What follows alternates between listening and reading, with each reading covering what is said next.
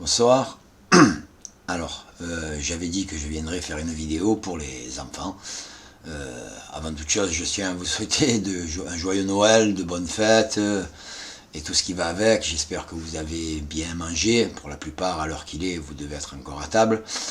J'espère que c'était bon, copieux, parce que après ce qui va suivre, c'est un peu moins rigolo. Mais enfin, je vais m'adresser à vos enfants. Je vais leur parler, je vais essayer de leur expliquer le monde dans lequel on les prépare à vivre. Voilà, c'est tout simplement ce que j'avais à dire. Alors je ne sais pas combien d'enfants sont encore à la maison, parce que moi j'avais pour habitude, quand j'ai eu 17 ou 18 ans, étant donné que mes parents étaient divorcés et que mon père avait foutu le camp, à 17-18 ans, le soir de Noël, à 11h, il n'y a plus personne.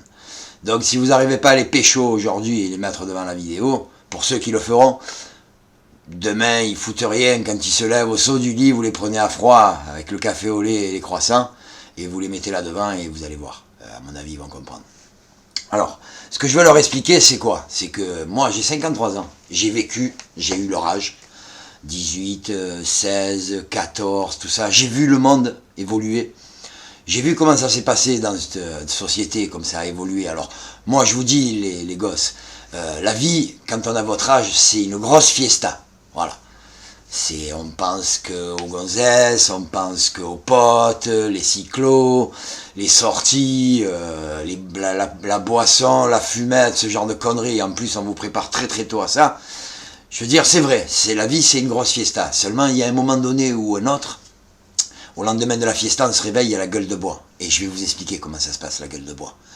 Là, pour l'instant, il y en a, ils ont 14 ans, ils sont sortis du collège. Ils vont commencer à rentrer dans le cycle des secondes, premières, terminales. Alors bon, on va commencer à parler des gens qui ont une scolarité normale, parce qu'après, les gens qui n'ont pas une scolarité normale, les enfants qui n'en ont pas, vous allez voir, c'est encore pire. Alors vous, les têtes pensantes, les petits génies qui vous préparez donc à faire des études, vous sortez de votre collège, vous avez eu votre brevet, vous avez eu des bonnes notes, vous vous frottez maintenant au monde un peu des ados un peu plus grands. Vous arrivez dans le monde vraiment des ados où on vous laisse autonome. Alors, on vous fait croire qu'on vous laisse autonome. En réalité, on ne vous laisse pas du tout autonome. D'abord parce qu'on vous oriente au niveau de ce qu'on vous apprend. Sachez que la plupart des choses que vous apprenez sur l'histoire contemporaine, pas l'histoire ancienne, hein, parce que bizarrement, celle dont on n'a pas beaucoup d'informations, on la connaît parfaitement, et celle dont on a des montagnes d'informations, évidemment, on la déguise. Donc déjà, on vous raconte des conneries au niveau de notre culture, au niveau de notre littérature. Il y a plein de gens qu'on vous fait passer pour des saints alors que c'est des salopards. Enfin, on vous prépare déjà à vous faire avaler des couleuvres. Après, je vous explique comment ça se passe. Vous rentrez en seconde, on vous demande de choisir un cursus. Alors, il y en a qui vont choisir un cursus scientifique parce qu'ils sont bons en maths, parce qu'ils sont bons en ceci, en chimie, en physique. Il y en a qui vont prendre un cursus littéraire parce qu'ils sont plus doués pour le français, plus doués pour les lettres, plus doués pour la philosophie, tout ça. Sachez que quels que soient les diplômes que vous ayez, que vous allez obtenir, ça vous met sur un seul pied d'égalité. Un seul. Quand vous allez sortir et que vous allez avoir votre bac. Parce que vous allez avoir votre bac. Vous allez bûcher, vous allez bosser, vous allez vous rendre compte ce que c'est un peu de commencer à avoir des contraintes, les devoirs, tout ça. Mais bon, vous êtes encore dans votre truc, le travail c'est très, comment dirais-je, c'est très éthéré dans votre tête. Je veux dire, vous voyez vos parents, vous rendez pas bien compte. Quand vous avez besoin d'un truc, vous tapez un peu du pied, vous faites des caprices, vous remuez un peu la tête, vous arrêtez de respirer. Une semaine après, ça arrive. Vous vous posez pas la question de savoir comment ça arrive. Posez-la à votre père et à votre mère, la question de savoir comment elles arrivent. Les baskets à 100 €, les t-shirts. Demandez-leur les sacrifices. Parce que pour vous, ça vous tombe comme ça. Pour vous, c'est Noël tous les jours. Papa, je veux un cyclo. Cyclo, il faut l'acheter. Il faut payer l'assurance. Il faut acheter un casque. Et puis, il faut vous laisser partir. Prendre des responsabilités. On vous responsabilise. Plein de trucs comme ça auxquels vous êtes confrontés. Vous avez quoi? 14 ans, 15 ans, 16 ans. Je parle de cela. Hein. Ceux qui rentrent en seconde, comme ma fille qui a 16 ans. Hein. Ceux qui rentrent en seconde, voilà, qui vont poursuivre des études pour avoir un bac. Alors, on étudie, il y a les vacances, on s'amuse, on rencontre des potes, c'est les premiers flirts, c'est les premières émotions. Les mecs, ils sont goinfrés à mort de testostérone, ils sont prêts à exploser. Les nanas, elles découvrent le monde des hommes, des adultes, ce que c'est, par la force des choses, parce qu'elles grandissent, elles s'épanouissent, elles commencent à prendre des formes et tout. Elle se confronte à ce monde-là. Et puis, on avance doucement dans les études. Et puis là, on passe le bac. Et puis quand on est au bac, on se sent un peu plus adulte. Ouais, j'ai prouvé, j'ai fait un truc, le bac. Rappelez-vous que le bac, il y a 80 et quelques pourcents, ou presque 90% de réussite à ce diplôme de merde. Alors qu'en fait, ça fait plus de 10 ans que tout le monde a les questions bien des semaines avant les réponses. Voilà. C'est pour vous dire la valeur que ça peut avoir. Au niveau de l'éducation nationale, je sais pas où ça se place. Les statistiques, je sais pas, peut-être que c'est. Donc, dites-vous bien que ce bout de papier qu'on vous cravache pour l'avoir de la seconde jusqu'à la terminale, il va vous permettre de commencer déjà la première galère de votre vie. Parce que dans cette histoire, il y a beaucoup d'appelés, mais il y a très peu d'élus. Là, vous allez vous retrouver en concurrence avec des gens, une partie de la société, qui ont des moyens que vous n'avez pas. Donc, vous allez demander des cursus qui sont en rapport de ce que vous pouvez être capable de faire, de votre quotient intellectuel, de votre niveau d'études, de tout ce que vous allez faire. Et vous allez vous battre. Et ça va être encore votre père, votre mère qui va être obligé d'aller trimer, faire des heures supplémentaires, se priver. Il y aura des fois où on vous le dira pas, mais vous allez manger, eux ils mangeront pas. Et ne riez pas. C'est comme ça, ça arrive. Il y a des gens, quand on dit la fameuse expression se saigner aux 4 veines pour faire des études à mes enfants, c'est ça, se saigner aux 4 veines. Mais aujourd'hui, ça prend tout son sens. Parce que l'argent que vos parents gagnent pour que vous fassiez des études, pour que vous ayez des belles baskets, des beaux cyclos, des t-shirts qui viennent des États-Unis, des iPhones à 500 €, des forfaits téléphoniques, tout ça, ils se saignent vraiment, ils s'ouvrent les bras, croyez-moi. Ils se les ouvrent les bras. Et vous savez comment ils se les ouvrent les bras, vos pères et vos mères? Ils se les ouvrent parce que tous les jours, ils sont obligés de supporter des gens qui n'ont pas plus d'intelligence qu'eux, pas plus de culture, mais qui sont là parce qu'on les a mis là, parce que le système les a mis là. Des gens qui sont comme moi, qui créent des commerces, qui sont obligés de rester 60 heures, 80 heures dans leur commerce pour pouvoir exister. Après, on vient vous dire que ces gens-là, c'est des gens, ouais, mais les commerçants, ils sont tous goinfrés. Allez, posez la question, qu'on vous montre les relevés de caisse, les frais, les impôts, qu'on vous montre tout ça, vous allez voir. Demandez à vos parents qui vous montrent tout ça. Pour vous, qu'est-ce que c'est l'argent pour vous? C'est ce que vous dépensez quand vous sortez le midi pour bouffer. C'est pour certains les abrutis qui fument, les clopes. Pour d'autres, c'est l'essence du cyclo. En général, quand c'est comme ça, c'est papa et maman qui fournissent parce que vous, votre argent, vous en produisez pas, il vous tombe pas tout cuit du bec. Et tout ça, vous en rendez pas compte, tout ça. Ce processus dans lequel vous vivez, où vous n'avez pas d'interaction. Parce que je sais qu'il y en a qui font du babysitting, il y en a qui font des petits travaux l'été, après il y en a qui vont commencer déjà à se frotter au monde du travail en allant faire les cons chez Quick et chez McDonald's, à faire des hamburgers, comme je l'ai déjà dit une fois, pour une société américaine qui ne paye pas d'impôts en France et qui ne paye pas les cotisations sociales, qui doivent des millions d'euros à l'État et qui ne les payent pas. De la même façon que quand vous allez sur Google et que vous ouvrez le moteur de recherche Google et que vous dites « Ah, merci, Google est mon ami », non, Google, c'est pas votre ami. Google, c'est un enculé qui doit plus de 500 millions d'euros à la France en impôts et en taxes diverses. Mais voilà, c'est votre univers, tout ça. Vous vous en rendez pas compte, vous glissez là-dessus. Ce qu'il faut que vous vous rendiez compte, c'est que, au sortir de ce bac, vous allez aller à l'université. Et le système université français, il est caduque. Il est hors du temps. C'est-à-dire que pour une société comme la nôtre qui fournit plus de 300 ou 400 000 universitaires potentiels par an, il y en a les 2/3 qui finissent avec Pôle emploi. Voilà. Et ceux-là, ils ont des diplômes. Ils sortent des universités avec des diplômes.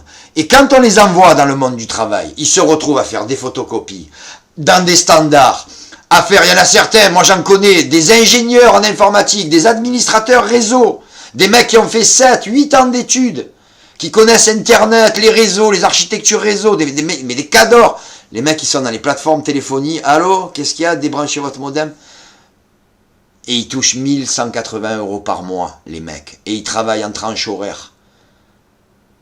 C'est ça le monde qu'on vous prépare. On vous prépare un monde d'esclaves. Vous allez sortir. Ce qui va arriver, c'est que pour ceux qui vont réussir, dont les parents vont se sortir les tripes pour aller à l'école, pour que vous puissiez aller à l'université, ça va être un sacrifice, vous allez cravacher. Là, vous allez vous commencer à vous rendre compte, parce qu'il y en a certains qui vont être obligés de partir à l'extérieur, plus vivre chez papa-maman. Alors ça, je vais vous expliquer comment ça se passe. Vous vous retrouvez à 400, 500 km de chez nulle part, en tout cas des gens que vous connaissez, vous êtes là-bas pour bosser, vous louez un appartement de merde, vous vivez, mais vraiment de subsides, parce que quand vous faites le compte de ce que vous allez payer en loyer, électricité, il vous faut Internet, il vous faut le téléphone, il va falloir se déplacer. Alors, selon le cas, plus les gens sont misérables, plus ils demandent des bourses, et moins il y en a, et plus on en donne, et moins elles sont importantes. C'est-à-dire que c'est un truc, c'est phénoménal, quoi. Plus on produit de trucs, et plus elles sont petites. C'est-à-dire qu'à la sortie, ce qui se passe, c'est que, si vous regardez ce qui a été produit, c'est même pas la valeur de ce qu'on produisait avant, en moins. C'est-à-dire qu'on est en train, petit à petit, non pas d'essayer de créer une élite, c'est pas la peine. Les élites, elles sont déjà en place. Les élites, elles se remplacent. Le fils d'eux devient député, le fils, le petit-fils, la cousine, la mère, le père, les nièces, les neveux, on retrouve. Après, c'est des gens qui se connaissent entre eux. Aux prochaines listes, tu vas commencer comment? Ah, moi, je vais commencer au cantonal. Après les cantonales, je vais me frotter au régional, et ainsi de suite. Et ces gens-là, ils sont déjà en place. Vous ne le savez pas. Parce qu'ils ont le même âge que vous. Mais au lieu de sortir le soir et d'aller dans les boîtes, dans les bars, ceux-là, vous savez où ils sont? Ils sont dans les sièges des partis politiques. Ils ont 17 ans, 18 ans. Vous les avez vus à la télé, là, les petits branleurs à Sarkozy. Et ils sont là à sucer la bite à tous les gens qui sont là-bas. On les entend parler à la télé. 18 ans, ah, la jeunesse montante. La jeunesse montante, ils répètent ce que les vieux de 80 ans on fait répéter à ceux de 60, et que ceux de 60 qui sont au pouvoir, lui font répéter à lui cette espèce de trou du cul qui a 18 ans. Et c'est des gens comme ça qui vont mener votre monde. Et vous les côtoyez tous les jours. Et vous les connaissez. Ils font partie des associations des étudiants. C'est eux qui dirigent les colloques d'étudiants. Vous les voyez, c'est eux qui prennent la parole. Ces gens-là, ils sont formatés. Mais vous savez pourquoi? Ils sont formatés parce qu'on les a formatés pour venir vous emboucaner la tête. Méfiez-vous de ces gens-là. Moi, je vous le dis. C'est des gens comme vous, ils sont étudiants. Quand les gens ils commencent à vous parler de politique, qui commencent à vous dire un tel c'est bien, un tel ceci, un tel cela, dites-vous bien que c'est pas innocent. C'est soit le père, soit un parti politique. Croyez-moi, je l'ai vu. Alors, méfiez-vous de ça. Parce que c'est ces gens-là qui préparent votre avenir. C'est des petits trous du cul qui ont le même âge que vous. Mais seulement, eux, ils passent leur vie à l'endroit. On les formate. On les bâillonne, on les verrouille. On leur dit, il faut dire ça, il faut dire ceci, ça. Ils savent même plus ce qu'ils aiment, à tel point que quand ils sont avec leur mentor, si le mec il s'arrête de marcher d'un coup sec, le type il lui rentre la tête comme ça, je coupe, dans le trou du cul. Tellement il leur suce le cul toute la journée. Faut le voir. Moi je l'ai vu ça ici dans les agences locales, là où il y a mon député, je ne citerai pas son nom, ils sont là, vous les voyez, c'est des petits branleurs, ils ont 18, 17 ans, c'est des fils à papa, des fils de riches, hein, faut le dire comme c'est, hein, c'est pas les ouvriers, un ouvrier, un père ouvrier, il n'enverrait pas volontairement son fils aller déblatérer et dire ces conneries. C'est des fils à papa, ça il faut être clair avec ça. Parce que le pognon, il surveille le pognon, et il garde et il entretient le pognon. C'est comme ça, c'est une caste. Les gens qui ont du pognon, c'est une caste. Nous, on est des misérables, on est une caste. Mais le problème, c'est que on est 18 fois plus nombreux que eux, et c'est eux qui nous gouvernent. Alors vous, les gosses, c'est à vous. Quand vous allez sortir de ça, vous allez rentrer dans les universités. Dans les universités, vous allez vous retrouver face à des gens comme ça, qui auront les moyens de vivre dans le 18e ou dans le 19e, qui auront des studios, des appartements, des voitures, qui pourront aller faire des études, qui pourront redoubler, et si ça marche pas, on les mettra dans des écoles privées. Vous aurez droit à une chance. Une! Et si vous la saisissez pas, vous ne ferez jamais, jamais ce pour lequel vous vous êtes cassé le cul. Jamais vous allez vous retrouver dans des voies de garage. Au sortir des universités, voilà ce qui va vous arriver. Dans cette société telle qu'elle est, c'est la gueule de bois. C'est ce que je vous ai expliqué tout à l'heure. La gueule de bois, elle commence là. Vous sortez de l'université, 4 ans, 5 ans, des DUG, des masters, ce que vous voulez. 5 ans, 6 ans, 7 ans, il y en a qui vont faire de la médecine, il y en a qui... Ceux-là, je leur souhaite bon courage. Hein. Ceux qui partent, comme je connais certains amis à moi. Moi, j'ai un ami à moi qui est neurochirurgien, qui est professeur, qui a fait des études. Il a fait 17 ans après le bac. Il est neurochirurgien à Marseille, hein, c'est un professeur de renommée mondiale. Ce mec, son père, c'était un marchand de vin en porte-à-porte, et sa mère, elle faisait des ménages. Je vous dis pas, ce type, par rapport à ses capacités. Aujourd'hui, là, ce mec, qui est une sommité mondiale dans la médecine, avec le système universitaire et le système d'études, il ne pourrait jamais aller jusqu'où il est allé. Il a eu la chance d'être encore dans une période où c'était encore possible. Je vous parle de la période entre les années 70 et les années 90. Vous, vous êtes passé dans une période où on a changé de millénaire, on a changé de siècle, et on a changé les données du problème. On n'a plus de temps à perdre. La planète s'épuise, les ressources aussi. La seule ressource qui va rester, c'est quoi? C'est la ressource humaine. Mais il va falloir les faire cravacher, les mecs. Et il va falloir leur promettre des monts et des merveilles. Eh bien, c'est ce qu'on va vous promettre. Voilà. Et quand vous allez sortir de l'université, avec votre diplôme, en poche, vous allez le mener comme ça, et vous allez dire « Bonjour, je viens pour un entretien d'embauche. Voilà. Qu'est-ce que vous savez faire ?»« Ben rien, je sors de l'école. » Ah, oh là là. Déjà, nous, il nous faut des gens d'expérience.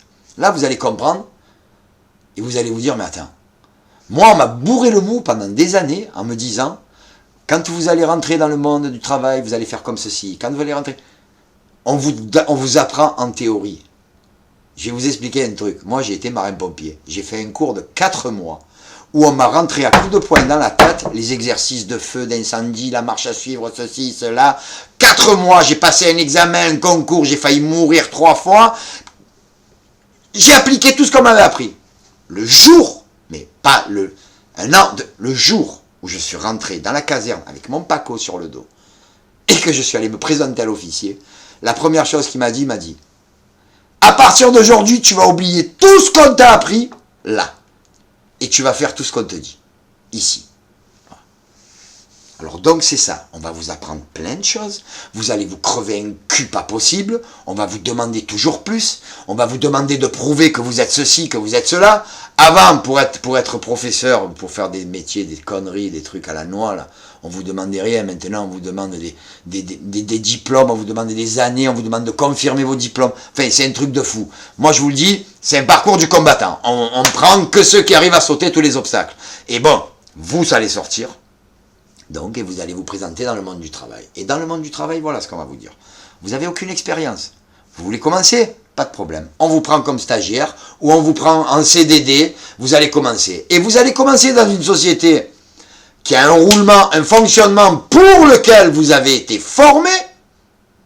Seulement, on va vous mettre à faire ce pour lequel on ne vous a pas formé. On ne vous a pas formé à vous servir d'une photocopieuse. On ne vous a pas formé à vous servir de la dernière Senseo, si vous voyez ce que je veux dire. On ne vous a pas formé non plus à venir au travail habillé parce que vous êtes joli, à vous laisser mettre la main au cul par le chef de service qui va vous dire « Oh, ferme ta gueule, sinon tu dégages ». Comme je l'ai vu des dizaines de fois. Ou comme je l'ai entendu dans la bouche de copines à moi. À qui j'ai dit « Mais comment? Pour de bon? Te mets la main au cul et tu dis rien? Ouais, mais comment tu veux faire? Et s'il me vire, qui c'est qui va donner à manger à mes gosses? Ça veut dire quoi? On est arrivé dans une société où il faut tout accepter. Vous allez tout accepter. Les filles, les nanas, vous acceptez pas que les mecs qui vous touchent les nichons là parce que vous avez 14 ans. Dans 6 ans ou dans 7 ans, vous allez rentrer dans une entreprise, vous allez tomber sur des mecs qui ont 20 ans de boîte, des espèces de salopards, des gros pervers, dans les administrations, dans les bureaux, dans les entreprises où vous allez arriver, vous, avec votre tendresse, votre candeur, et vous allez vous retrouver là, qu'est-ce que vous allez faire? C'est ça la gueule de bois dont je vais vous parler. C'est ça. C'est ce que vos parents, ils ont vécu. Ils vous le diront pas, mais c'est ce qu'ils ont vécu. Pour ceux qui ont fait des études. Après, il y en a des parents, ils n'ont pas fait d'études. Mais toute leur vie, ils ont mis les mains dans la merde. Toute leur vie, ils ont mis les mains dans la merde. Les plus beaux moments qu'ils ont pu avoir dans leur vie, c'est les moments où vous êtes arrivés. Et les plus beaux moments qu'ils pourraient avoir dans leur vie, c'est de vous voir réussir. De vous voir arriver dans ce monde et de vous y imposer. Parce que ce putain de monde, les gens qui nous gouvernent, ils ont 60 ans, 70 ans, 80 ans pour certains. Dans 20 ans, vous allez vous retrouver, vous, les enfants, vous allez vous retrouver à vivre avec des lois qui auront été faites par ces gens-là, qui seront morts depuis au moins 30 ans, que les vers auront fini de bouffer, et vous allez vous réveiller, vous allez vous dire, putain, oh, si j'avais su, vous connaissez l'histoire de Pierre et le loup? Tout le monde la connaît. Petit garçon qui se fait chier à l'entrée du village parce qu'on lui a demandé de garder le troupeau. Alors pour comme il s'emmerde, et comme on lui a expliqué, on lui a dit, s'il y a le loup qui vient, tu cries, au loup, au loup, au loup. Et vous, pendant toute votre vie, vos parents ils vous ont crié, au loup, au loup, au loup. Et vous êtes arrivé, vous avez dit, mais non, il n'y a pas le loup. Pff, si, il y a le loup, il peut venir. Mais là, au loup, 3 fois, 4 fois comme ça. Le nombre de fois où vos parents, ils ont dû vous bassiner à vous dire la société, elle est dure, la vie, c'est dur. Et que vous vous êtes dit, mais c'est des vieux cons, de quoi ils me parlent, moi, ma vie, c'est un rêve, ma vie. Qu'est-ce qu'il y a? Je me lève le matin, le linge, il est propre. Je me mets à table, il y a à manger. J'ai besoin d'un truc, j'ai qu'à demander. Si ça coince, je fais un peu la respiration comme ça passe. Papa, de toute façon, regarder son enfant et se dire ah, je peux pas lui acheter ceci, je peux pas lui acheter cela. S'il y en a pas un qui me dit que ça lui crève pas le cœur, celui-là, il peut aller se coucher de suite. Voilà. De voir qu'on peut pas donner à ses enfants, même pas le truc de dire ce qu'on n'a pas pu avoir nous, mais de pas pouvoir leur donner ce que eux ils veulent. Tout ça pourquoi? Pour des histoires de monnaie, de papier, de sous, parce qu'il faut payer des loyers, des crédits, il faut payer ceci, il faut payer cela. Vos parents, ils vivent comme ça. Ils comptent. Vos parents, quel que soit leur statut de vie, les gens qui travaillent, qui ont des responsabilités et qui ont un salaire et qui ont une maison, c'est des comptables en puissance. Vos parents, c'est des comptables. On vit dans une société, je vais vous expliquer, de moutons comptables. Mais comptables, pas de l'argent qu'ils gagnent, de l'argent qu'ils n'ont pas à dépenser et comment ils vont faire pour le trouver. Et la seule issue qu'ils avaient jusqu'à une certaine époque, c'était le travail. Mais maintenant, ça ne marche plus. Maintenant, on s'aligne sur le mode de fonctionnement de tout le monde. On vit à crédit. On paye des intérêts. Des intérêts pour les crédits de fonds de poche. On paye des intérêts pour les crédits pour les voitures. On paye des intérêts pour les crédits immobiliers. Et tout ça, ces intérêts, ça va dans la poche de qui? Ça va dans la poche des banques. C'est même pas, vous pouvez même pas vous dire que ce que vous faites, ce que vous donnez, ça peut profiter à quelqu'un ou quoi que ce soit. Non, ça va dans la poche des banques. Et les banques, c'est des trusts, ils ont des conseils d'administration à rallonge avec des tas et des tas d'actionnaires. Et tous ces gens-là, eh ben, quand vous travaillez et qu'on vous prend l'argent, c'est pour eux. C'est pour qu'eux, ils puissent aller s'acheter des belles voitures, s'acheter des beaux habits, avoir des belles coupes de cheveux, étaler leur vie dans les journaux. Leurs frasques, amoureux, parce qu'en plus, ces gens-là, ils sont comme vous et moi, c'est des merdes. Quand ils se cognent le pied quelque part, ils font aïe. Quand on leur met un doigt dans le cul, ils font aïe. Enfin, ça dépend lesquels. Ils font aïe aussi. C'est des gens comme vous et moi. Et on les regarde comme si c'était mais des statues grecques, des chefs-d'œuvre. Mais c'est des merdes. C'est les gens comme ça qui décident de ce que vous allez faire, les gosses. Il y a une partie de cette caste-là qui est déjà en herbe, que vous côtoyez pas parce que c'est des cercles privés, mais allez voir les reportages, les spring break aux États-Unis, les spring break privés, allez voir les sociétés, les fêtes entre milliardaires, comment ça se passe. C'est les gens, ils parlent, vous les voyez, c'est des gonzesses, on pourrait croire que c'est tous des salopes, on pourrait croire que les mecs c'est tous des trous du cul. Mais non, ils parlent, ils sont déjà en train de...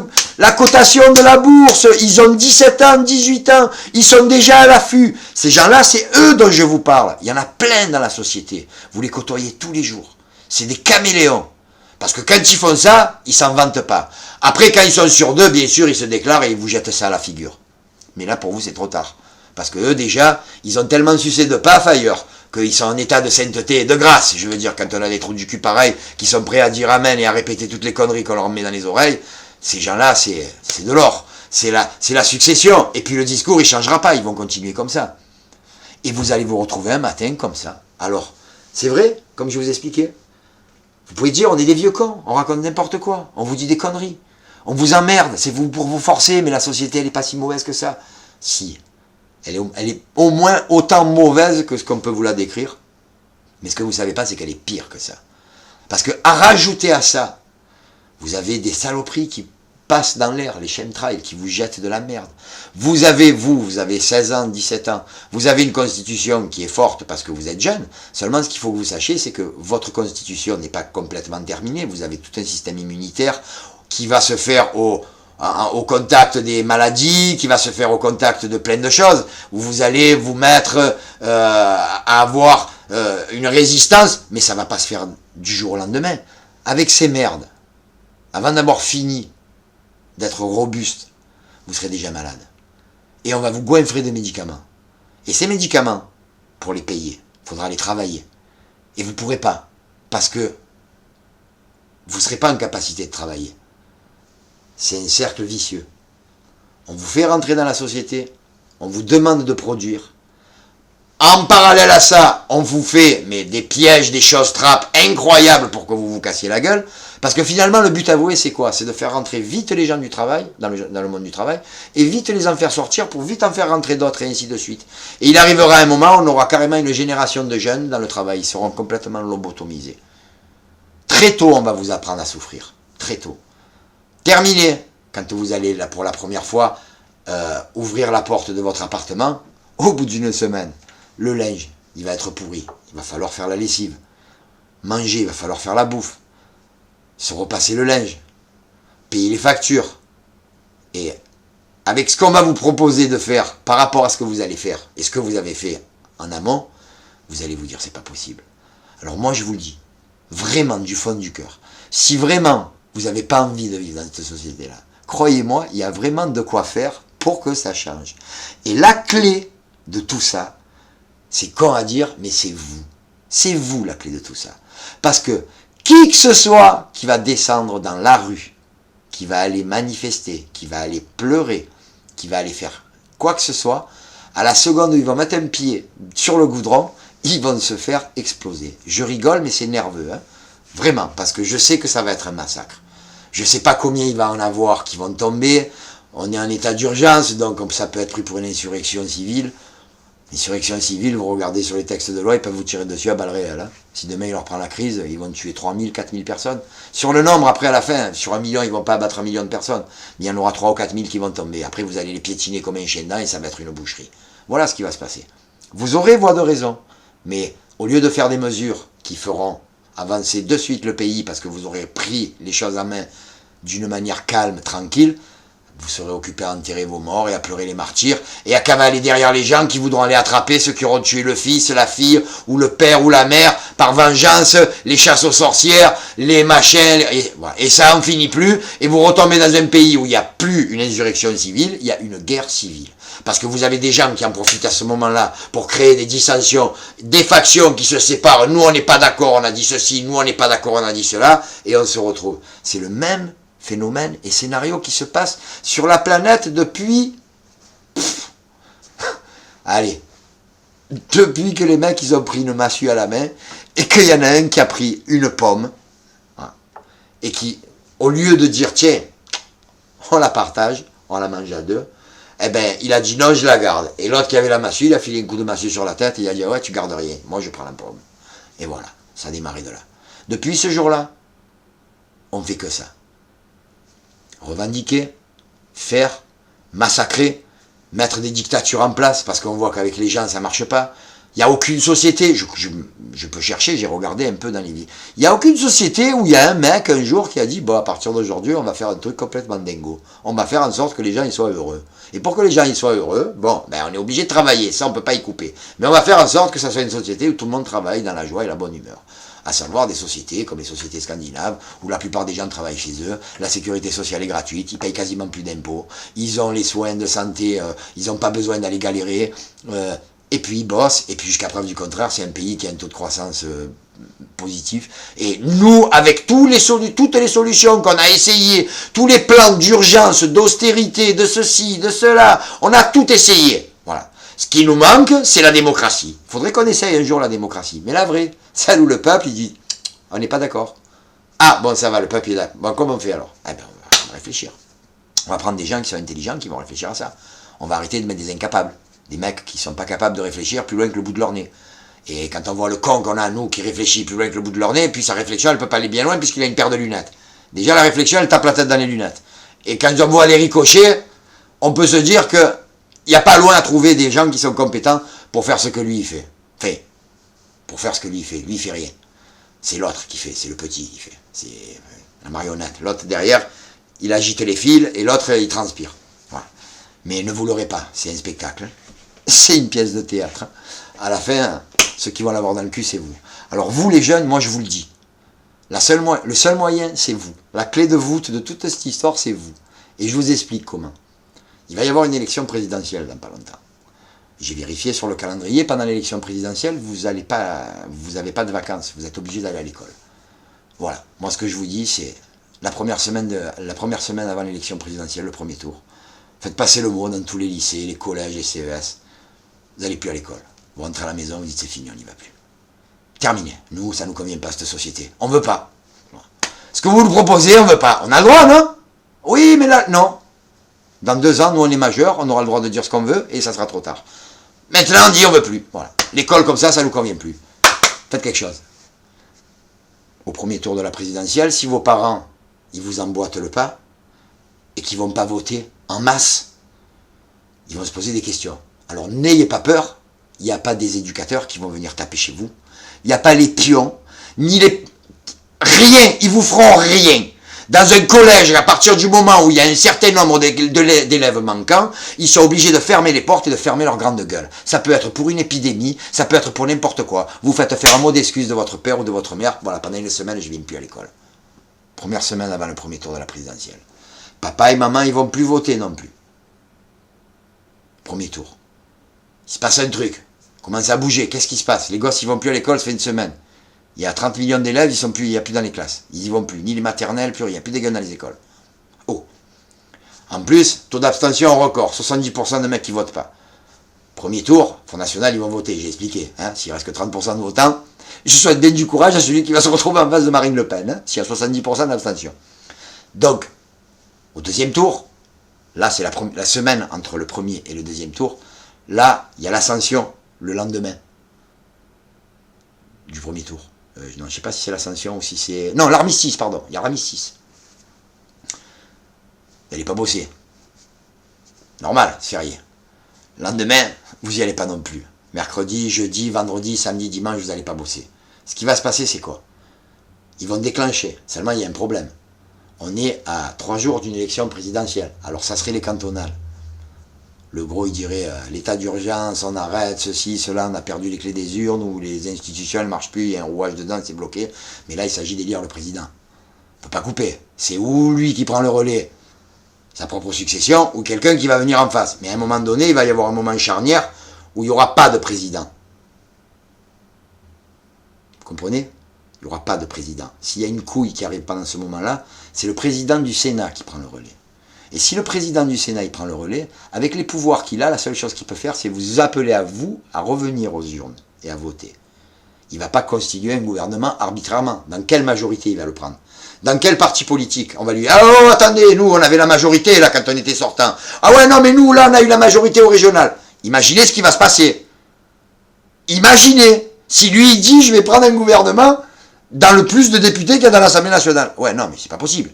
Puisque constitutionnellement, il faut que ce soit le président qui prenne, qui valide les élections législatives qui vont arriver 1 an plus tard, et qui prenne sa majorité là-dedans. Et dans l'immédiat, il va prendre sa majorité dans son obédience personnelle.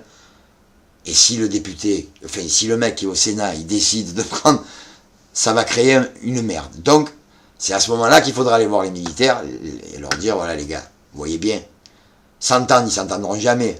Faire ce qu'ils font, ils n'arriveront jamais. Alors nous, on vous propose un truc. Faire un truc carré, bien comme il faut. Déjà, on va vous mettre à contribution à vous. Vous allez mettre le pays sous verrou. Voilà, mettez-nous le pays sous verrou. Qu'il n'y ait plus personne qui rentre, plus personne qui sort. Et après, les gens qu'il faudront qu'ils aillent dans les rues. Et là, c'est là où il faut avoir du courage, les gens. C'est pas nous qui devons aller.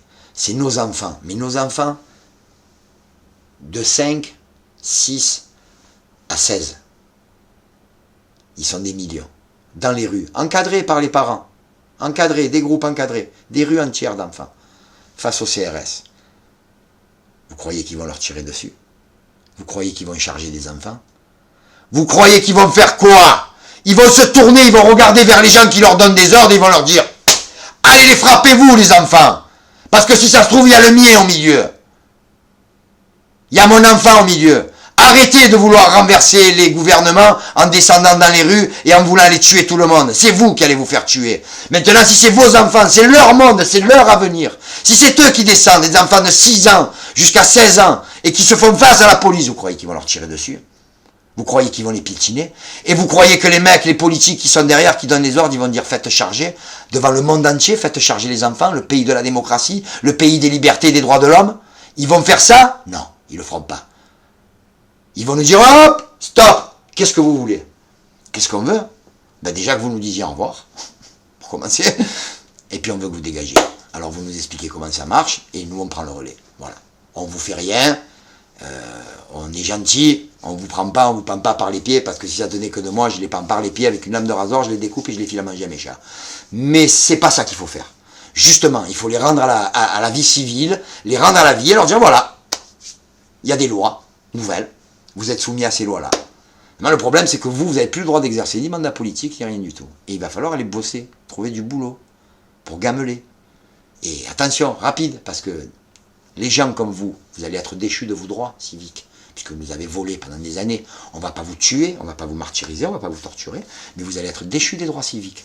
Vous aurez le droit de travailler, vous aurez le droit d'avoir une maison, un compte en banque, tout, vous auriez tous les droits comme tout le monde, à part que tout ce qui concerne allocation, prestations sociales, vous n'avez pas droit. On considère que tout ce que vous avez touché, il y a largement, c'est au prorata de ce que vous avez gagné, on ne vous demande pas de rembourser, mais c'est vous qui nous devez de l'argent. Alors, je vous dis, on déconne, on délire, tout ça, mais c'est possible. La clé de voûte de cette histoire, c'est les enfants. Croyez-moi, il n'y a pas une démocratie dans le monde. Même, je pense, en remontant jusqu'à l'époque romaine, ou même à l'époque du Moyen-Âge, je ne pense pas que des hommes ils aient pu tirer sur des enfants. Et des êtres humains comme nos CRS, nos soldats, ils vont tirer sur des enfants? Non, ils ne le feront pas. Croyez-moi. Je suis prêt à poser mes baloches devant vous et les couper, s'ils le font. Alors, moi je dis, c'est vous les gosses, c'est vous les jeunes, c'est votre avenir. Regardez, demandez à vos parents ce qu'ils vivent depuis des années, demandez à vos grands-parents qui sont en train, comme c'était avant, oh là là, comme c'était avant, c'était beaucoup mieux. Non papy, c'était pas beaucoup mieux, parce que si c'était beaucoup mieux, ça serait resté. C'est pas beaucoup mieux, c'est pire. Pas la même chose, c'était beaucoup mieux avant, non, c'est pire. Voilà qu'avant. Avant, c'était déjà pas bien. Toi, tu dis c'était beaucoup mieux. Moi, je te dis c'était déjà pas bien. Moi, j'ai vu les mêmes problèmes que vous regardez, que vos parents ont. J'ai vu les mêmes problèmes, moi, de mes parents. Et mes parents ont vu les mêmes problèmes de leurs parents. Sauf qu'il y a eu une époque, tout ça, on le voyait pas sur le net. Les médias, on n'en savait rien. Ça, on ne savait pas que les gens, ils crevaient de faim chez eux. On ne le savait pas, tout ça. Maintenant, on sait tout. Maintenant, il y a un mec qui pète dans le 5e arrondissement de Paris. Toutes les rédactions du monde, elles sont au courant dans la demi-heure qui suit. Regardez ces putains d'attentats. Au passage, 20 minutes après, les titres des rédactions. Attentat à Paris, 130 morts. Regardez, 20 minutes après que les mecs ils aient fini de vider les chargeurs. C'est tombé sur les téléx. On nous prend pour des cons. Ça fait des années qu'on nous prend pour des cons. Ça fait des années qu'on veut nous faire croire qu'il y a une menace, que ça soit de l'islam, de ceci, de cela. C'est tout fabriqué. Tout est fabriqué. Tout est fait pour vous maintenir dans cet état de, pas d'insécurité, cet état de vigilance où vous avez d'abord besoin de vous sentir, vous, en sécurité, et après le reste de la société, vous n'en avez rien à taper. Ce qui se passe chez mon voisin, ben non. Une société où tous les gens seraient préoccupés par ce qui se passe chez le voisin, s'il a à manger, s'il est bien. Après, je veux dire, on ne va pas tous se transformer en Sœur Teresa, hein, ou Mère Teresa, faut pas déconner non plus. Mais une société, moi je dis qu'une bonne société, c'est une société où d'abord, le bien-être des autres nous préoccupe autant que notre bien-être à nous. Alors, là, ce qu'il faut qui vous préoccupe en premier, c'est le bien-être de vos enfants.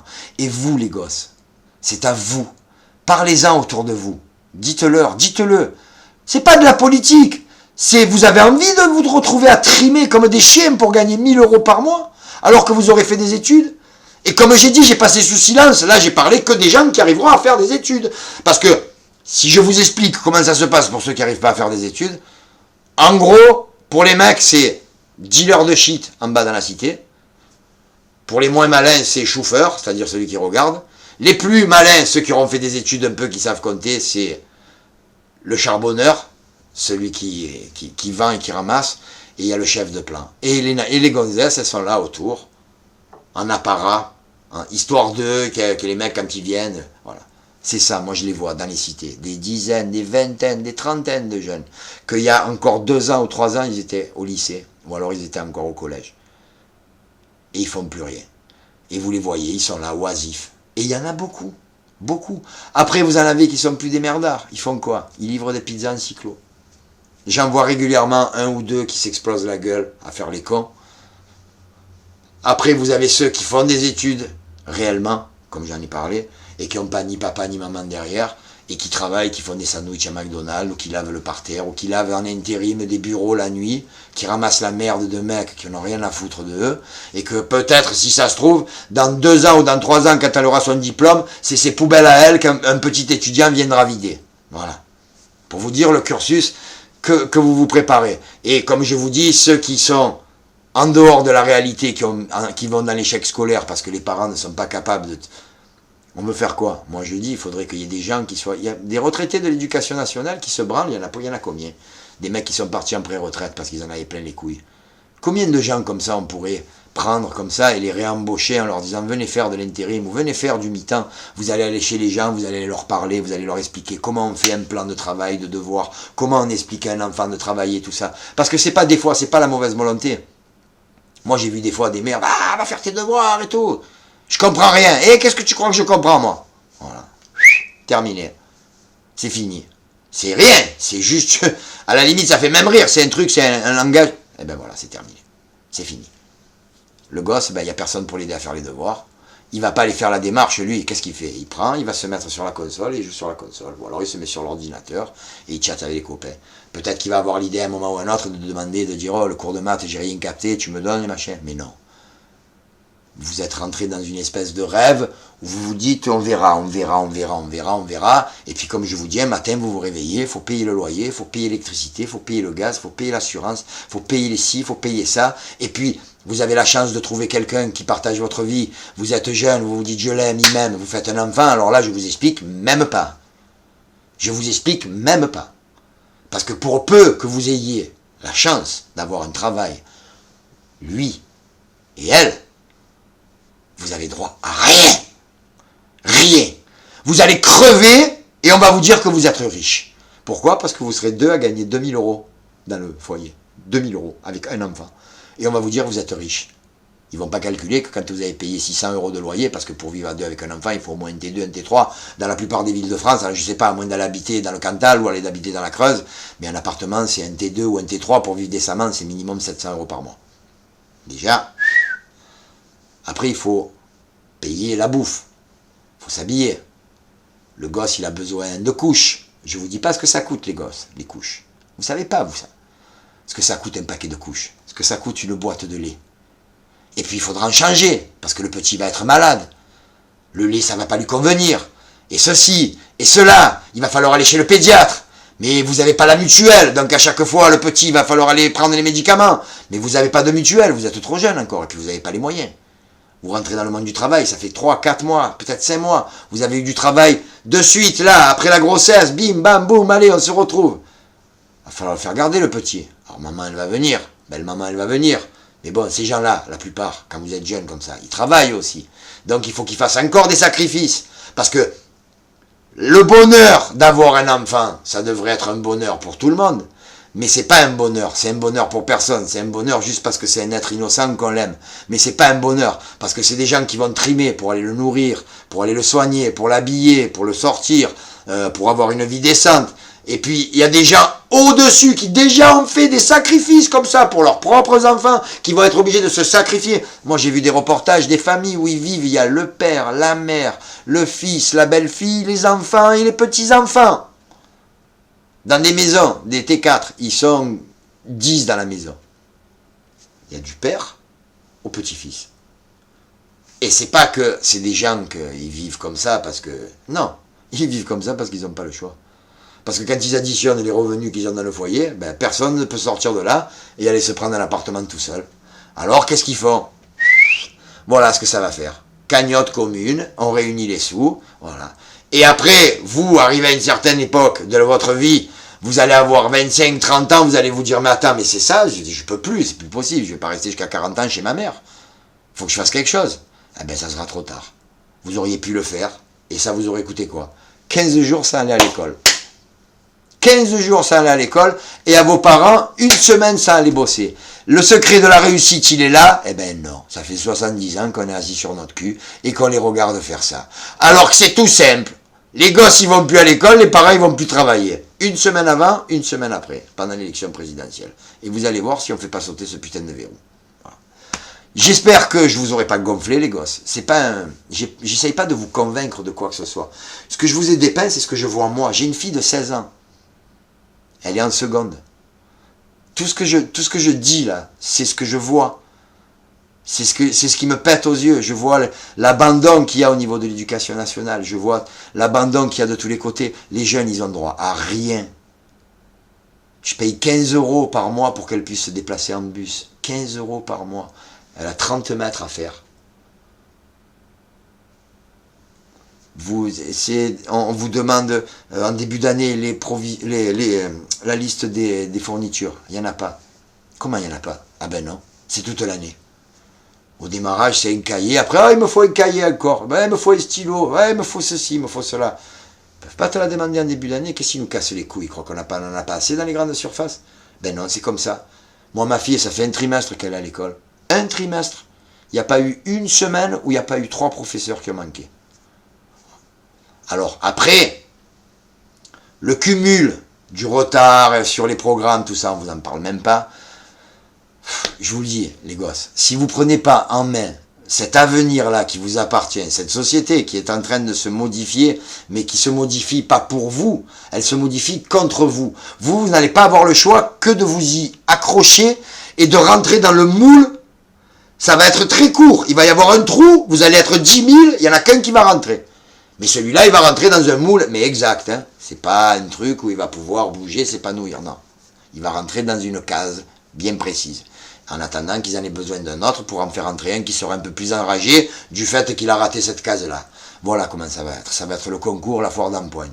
Les mecs qui auront du boulot, c'est les mecs qui auront des moyens, qui auront pu étudier, qui auront pu avoir le temps de faire les choses, qui n'auront pas été obligés. Vous allez arriver à 20 ans. Pour certains, vous aurez déjà des années de travail où vous aurez bossé pour faire un truc que vous n'avez jamais pu encadrer et que pour lequel vous vous êtes battu pour faire des études et vous allez vous rendre compte que le métier qu'on vous propose, à la limite, il valait mieux rester faire ce que vous faisiez avant. Là, au moins, c'était sûr et vous étiez payé.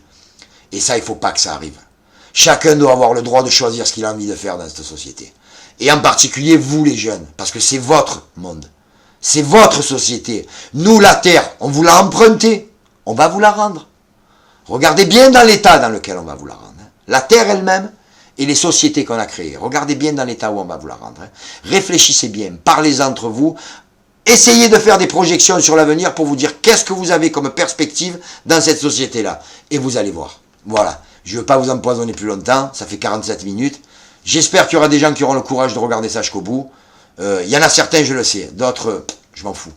Voilà. Moi, c'était juste pour essayer de vous dire et de vous faire comprendre qu'on peut faire. Et il n'y a pas besoin de venir me casser les bonbons, à me dire il faut descendre dans les rues, il faut faire ceci, il faut faire cela. Je suis fatigué de dire qu'à la seconde vous allez mettre le pied dans la rue, ils vont vous casser la tête. Arrêtez de vouloir faire ça. Arrêtez de vouloir faire des groupes de discussion, de créer des ceci, des cela. Parlez entre vous et décidez. Dites-vous fermement, tu le ferais, oui ou non? Posez la question aux 20, 30, 40 personnes qui sont autour de vous, que vous côtoyez tous les jours. Tu le ferais ça ou tu le ferais pas? Tu aurais les couilles de le faire? Et vous allez voir. Expliquez-leur comme je vous l'ai expliqué. Et vous allez voir ce qu'ils vont vous dire. Voilà. Bonsoir, je vous aime tous les mecs, les meufs. Si je reviens pas d'ici la fin de l'année, je vous souhaite un bon réveillon de l'an. Là, je vous souhaite de bonnes fêtes de Noël, hein, continuez bien, baffrez-vous, faites bombance, profitez, embrassez vos amis, embrassez votre famille, embrassez vos enfants. Essayez de retrouver un peu d'amour dans ce monde de brutes et d'enfoirés. Voilà, je vous dis bonsoir, à bientôt.